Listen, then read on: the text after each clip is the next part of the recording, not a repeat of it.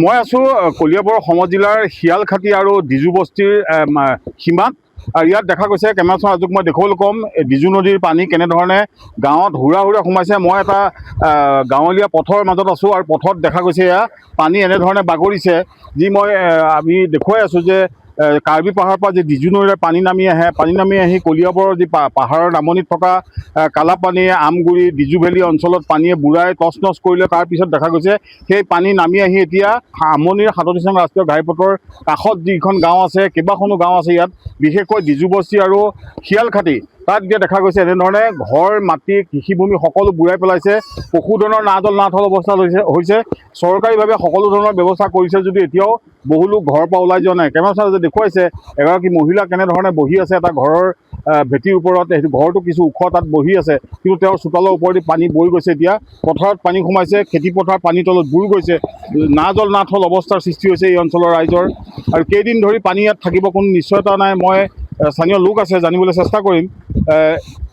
কি ক'ব, যিহেতু দেখা গৈছে ডিজু নদীৰ পানী এনেধৰণে আহি আপোনালোকৰ গাঁও গোটেই বুৰাই পেলাইছে।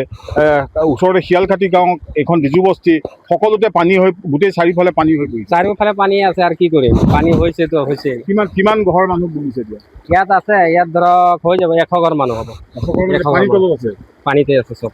আৰু খেতিপথাৰটো চব চেচ, চব খাই দিলে, নহ'ব আৰু খেতিপথাৰ। মানে পানীত বুৰ গ'ল, পানীত ডুবি গৈছে পুৰা। চাই আছে আপোনালোকে পানীত কিমান পানী আছে। একমাহ হোৱাই নাই, ইয়াৰ কিছুদিন পূৰ্বে ইয়াত পানী 2বাৰ হৈছে। 15 দিনত 2বাৰ। তেতিয়া পানী বুৰ গৈছে, খেতিপথাৰ নষ্ট হৈছিল, তেতিয়া কি কৰিছিল?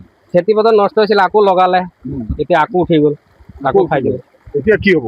এতিয়া আৰু লগাবলৈ আৰু একো সুবিধা নাই, কঠীয়া চঠীয়া একো নাই, ক'ত লগাব? চৰকাৰীভাৱে যোগান ধৰিব নিশ্চয়, চৰকাৰে তেনেধৰণৰ ব্যৱস্থা কৰিছে। চৰকাৰে কি কৰি আছে ক'ব নোৱাৰো। এইফালে কি চাউল দালি কি দি আছে আমি এতিয়ালৈকে পোৱাই নাই। ৰিলিফ কেম্পত গৈছে নে মানুহ? গৈছিলে, কিন্তু আমি কেইটামান ঘৰত পোৱাই নাই।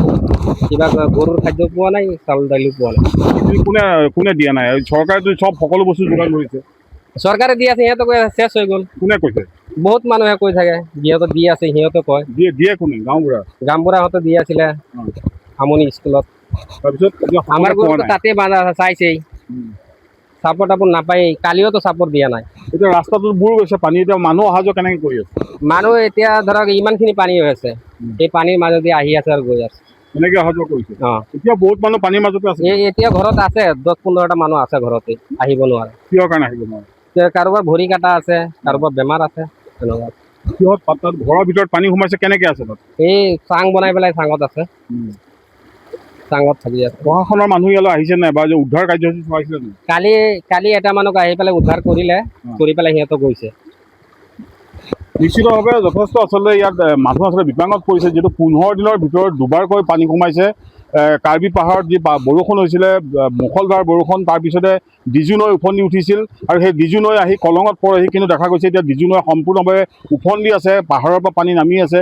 নিশাৰ ভাগতো বৰষুণ হৈছিল, গতিকে পানী এতিয়াও আহি আছে। আৰু নামনিত থকা যিকেইখন গাঁও, কালাপানী হওক বা আমগুৰি, ডিজু ভেলী, তাত পানী কিছু কমিছে। কিন্তু তাৰ পানী আহি বৰ্তমান দেখা গৈছে এই আমনিৰ ৩৭ নং ৰাষ্ট্ৰীয় ঘাইপথৰ কাষৰ এই কেইখন গাঁও, শিয়ালখাটি, ডিজু বস্তিকে ধৰি অন্যান্য গাঁওসমূহ এতিয়া পানীয়ে বুৰাই পেলাইছে। গতিকে দেখা গৈছে ইয়াৰ মানুহৰ নাজল নাথল অৱস্থা হৈছে। পশুধনৰ তেওঁলোকে ক'ত ৰাখিব তাৰ কাৰণে চিন্তিত হৈ পৰিছে। ইতিমধ্যে চৰকাৰীভাৱে পশুধনৰ খাদ্য বা মানুহৰ কাৰণে খাদ্য ইতিমধ্যে দিছে যদিও গাঁও প্ৰধানকে ধৰি যিসকলে বিতৰণৰ দায়িত্বত আছে তেওঁলোকে সমভাৱে বিতৰণ কৰা নাই বুলি ইতিমধ্যে অভিযোগ আহিছে। গতিকে দেখা গৈছে কলিয়াবৰ এনেধৰণে মাহটোৰ ভিতৰতে 2বাৰকৈ এই অঞ্চলটোত বানে বিভীষিকাৰ সৃষ্টি কৰিছে এই সমগ্ৰ অঞ্চলটোত।